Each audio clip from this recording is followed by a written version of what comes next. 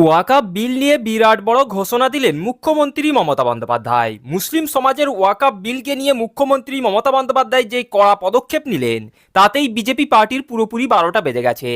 কেন্দ্রের মোদী সরকার মুসলমানদের জমি দখল করার জন্য নতুন ওয়াকাফ বিল এনেছিল। এবারে সেই ওয়াকাফ আইনের বিরুদ্ধে মুখ্যমন্ত্রী মমতা বন্দ্যোপাধ্যায় যে কড়া পদক্ষেপের কথা ঘোষণা করেছে তাতেই নরেন্দ্র মোদী এবং বিজেপি পার্টির পুরোপুরি 12টা বেজে গেল।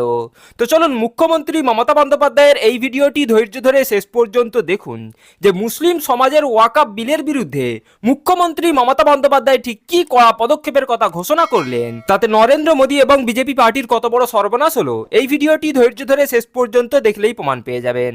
1992 সালে যখন বাবরি মসজিদ ধ্বংস হয়েছিল, সারা বাংলায় দাঙ্গা হলেও মুর্শিদাবাদ জেলায় হয়নি। মুর্শিদাবাদের মানুষ দাঙ্গা করতে দেননি। বামফ্রন্ট আমলে কাটরা মসজিদে আমি দেখেছিলাম, আমি এসছিলাম তখন, 40 জন মানুষ মারা গিয়েছিল কাটরা মসজিদের যে দাঙ্গা হয়েছিল। আমি আপনাদের কাছে একটা অনুরোধ করব, আপনারা তো নিশ্চয়ই চান না বিজেপির কথা শুনে বা আর কোনো ধর্মীয় সংগঠনের কোনো পরিচিত হবেন না, কোনো ভাগাভাগি করবেন না, মানুষে মানুষে ভাগ করবেন না। আপনারা যদি মানুষে মানুষে ভাগ করেন তার থেকে আমাকে আমার গলাটা আমার হৃদয় থেকে বাদ দিয়ে দিন, আমি সবচেয়ে খুশি হব। আমি আমার চোখের সামনে কোনো দাঙ্গা দেখতে চাই না।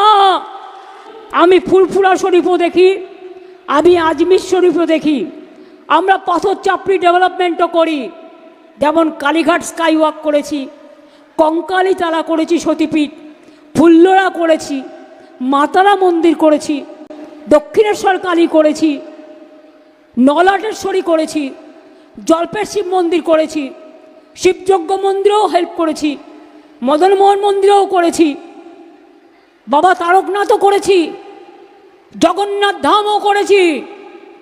এমনিতে বলে বেড়ান আমি নাকি ধর্মই মানি না।